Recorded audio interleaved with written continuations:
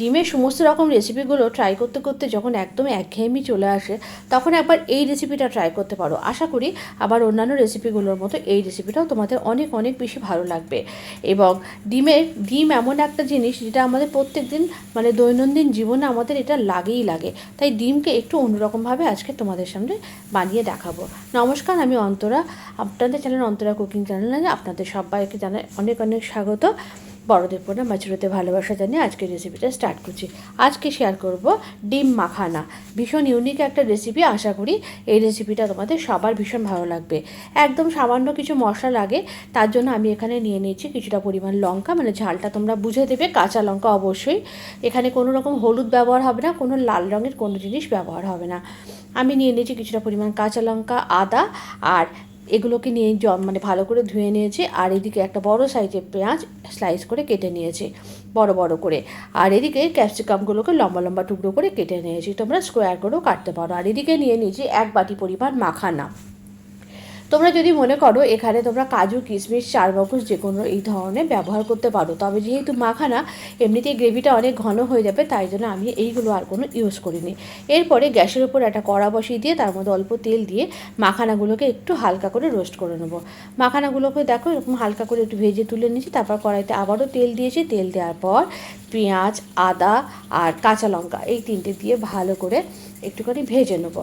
মানে একদম খুব লাল লাল ভাজবো না, যেন এই কালারগুলো কোনো রকমভাবে চেঞ্জ না হয়। আর এই রেসিপিটা আমি একদম সাদা রাখতে চাইছি, মানে একদম পুরো ক্রিমি টেক্সচার থাকবে, সেই জন্য আমি এরকম মানে এখানে কোনো হলুদ ব্যবহার হবে না এবং কোনো রকমভাবে কোনো মশলাপাতি কালারও চেঞ্জ হবে না। তো সমস্ত কিছু ভেজে তুলে নিয়েছি, একেবারে মিক্সি জারের মধ্যেই তুলে নিয়েছি। এরপরে গ্যাসের কড়ার মধ্যে ওই তেলের মধ্যে একটু লবণ দিয়ে ডিমগুলোকে দিয়ে দিয়েছি। আর ডিমগুলোর গায়ে কিন্তু আমি কাট দিয়ে নিয়েছি।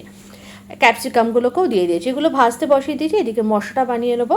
ওই মিক্সি জারের মধ্যে যেগুলো দিয়েছি মানে পেঁয়াজ, আদা আর কাঁচা লঙ্কা, তার মধ্যে কিছুটা মাখানা মানে হাফ মাখানা দিয়ে দিলাম, আর বেশ কিছুটা পরিমাণ টক দিয়ে দিলাম।